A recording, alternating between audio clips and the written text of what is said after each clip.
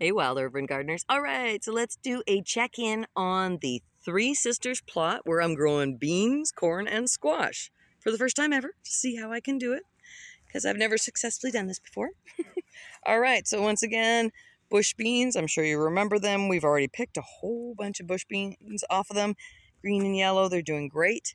All right, so this is the corn that I planted with the scarlet runner beans. Once again, scarlet runner beans were probably planted a tad too early because they are really taking off, and I don't know if you can see their vines.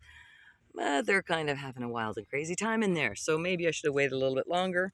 Here, maybe you can see it a little bit better in here.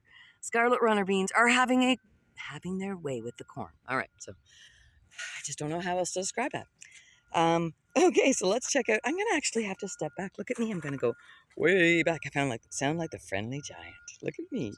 All right, look at my corn. I had to stand back so you could see it. Isn't that awesome? Okay, and I learned about corn today. Okay, so you see how we've got a main stalk and then we've got these guys off at the sides. All right, they are called tillers. And properly or commonly accepted wisdom is that tillers are not a problem. You should not break tillers off.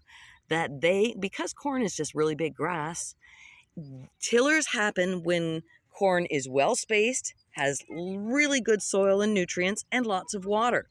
And so it will produce more stalks. Those stalks are not taking away from the main stalk, all right? So they are not inhibiting the growth of the main stalk.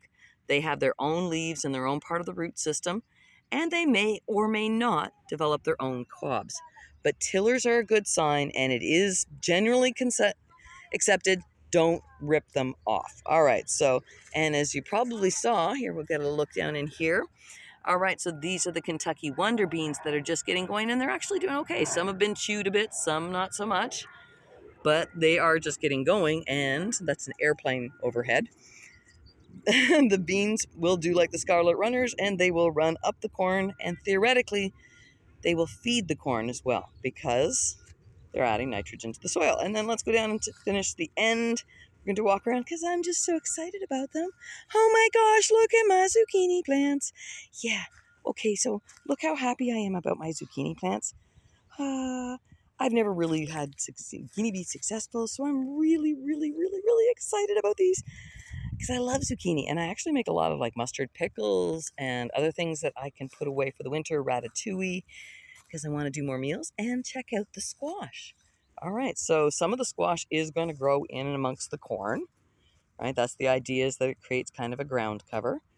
Some of it's not really vining out, so maybe it'll just do its thing here. I don't really know for sure, but anyways, here we are.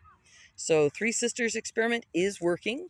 Yes, the Scarlet Runner beans were a little early and they're having their way with the corn, but I'm sure it'll all work itself out. And I didn't put them on all the corn. So there you go, groovy gardeners. Three Sisters. I'm doing it. Hope you all are having a great day here. Let's take a quick look up and around the community garden here before we take off. So it's a Friday afternoon. It's kind of busy. There's some folks around, some of the staff around. Rained like crazy the last couple of days. That's why everything looks so happy. All right. Love y'all. Keep growing our joy no matter what comes, because that's kind of up to us all the time. Love you. Bye.